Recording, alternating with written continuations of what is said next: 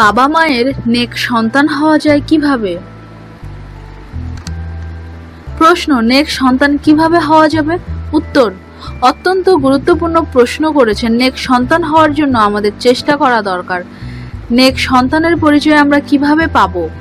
আমরা যদি দেখি রাসূল সাল্লাল্লাহু আলাইহি ওয়াসাল্লামের হাদিস থেকে, তাহলে আমাদের বুঝতে হবে যে রাসূল সাল্লাল্লাহু আলাইহি ওয়াসাল্লাম হাদিসের মধ্যে ইরশাদ করেছেন, যখন কোনো মানুষ মারা যায় তখন তার আমলের ধারাবাহিকতা বন্ধ হয়ে যায় আর আমল নামার মধ্যে আর কিছু লেখা হয় না তিনটি আমল ছাড়া। এক, সদকায়ে জারিয়া, মানে সে মানব কল্যাণে যে দান সদকা করেছে সেগুলো। দুই, নেক সন্তান, মানে যে সন্তান তার বাবা বা মার জন্য অথবা উভয়ের জন্য দোয়া করে। তিন, জ্ঞান, মানে যে জ্ঞানের মাধ্যমে মানুষ উপকৃত হয়ে থাকে পরবর্তী সময়ে। এই হাদিস থেকে ওলামায়ে কেরামের মধ্যে অনেকেই এই ব্যাখ্যায় উপনীত হয়েছেন যে রাসূল সাল্লাল্লাহু আলাইহি সাল্লাম এই হাদিসের মধ্যে একটি গুরুত্বপূর্ণ নির্দেশনা দিয়েছেন। সেটা হচ্ছে, সেই সন্তানের সত্যিকার নেক সন্তান হবে যে সন্তান পিতামাতার জন্য দোয়া করবে।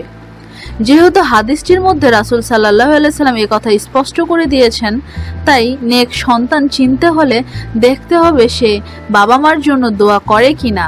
কোনো সন্দেহ নেই, যিনি তার বাবা মার জন্য দোয়া করবেন তিনি নেক সন্তানের অন্তর্ভুক্ত। আর এই নেক সন্তান তৈরির জন্য বাবা মার উপর অনেকগুলো দায়িত্ব ইসলাম দিয়েছে। মৌলিক দায়িত্বগুলোর মধ্যে গুরুত্বপূর্ণ হচ্ছে যেটা আল্লাহ তাআলা কোরআনে কারিমে সূরা লোকমানের মধ্যে বলেছেন, যে সন্তান তার বাবা মার পক্ষ থেকে তার মুনিবের পরিচয় লাভ করতে পেরেছে এবং তার মুনিবের হক সম্পর্কে জানতে পেরেছে, সে নেক সন্তান হতে বাধ্য। কারণ যাকে তার মুনিবের পরিচয় দেওয়া হয়েছে সে তার প্রকৃত পরিচয় লাভ করতে পেরেছে এবং সেই সন্তানের সত্যিকার নেক সন্তান হতে পারবে। সে তার বাবা মার পরিচয় লাভ করতে পারবে। আল্লাহ তাআলা কোরআনের মধ্যে বলে দিয়েছেন, আপনার প্রতিপালক বিধান দিয়েছেন ফয়সালা করে দিয়েছেন যে আল্লাহ তাআলার ছাড়া আর কারো ইবাদত করবে না। একমাত্র ইবাদত হবে আল্লাহ রাব্বুল আলামিনের জন্য, আর বাবা মার প্রতি সৎ ব্যবহার করবে।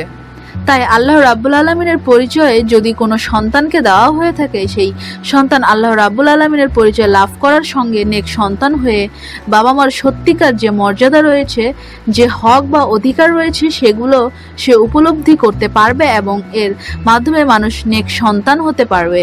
তাই আমরা আমাদের সন্তানদের যদি নেক সন্তান হিসেবে গড়তে চাই, তাহলে আমাদের দায়িত্ব হচ্ছে, যেভাবে লোকমান তার ছেলেকে উপদেশ দিয়ে তার ছেলের কাছে আল্লাহ রাব্বুল আলামিনের পরিচয় কি হবে, আল্লাহ রাব্বুল আলামিনের হক কি হবে, এগুলো তুলে ধরেছেন, ঠিক সেভাবেই আমরা আমাদের সন্তান আল্লাহ রাব্বুল আলামিনের পরিচয় করিয়ে দেব। তাহলে আমাদের সন্তান আল্লাহ রাব্বুল আলামিনের পরিচয় লাভ করার সঙ্গে সঙ্গে বাবা মার কি পরিচয়, কি হক, তা সম্পর্কে জানতে পারবে ও তারা প্রকৃত নেক সন্তান হতে পারবে।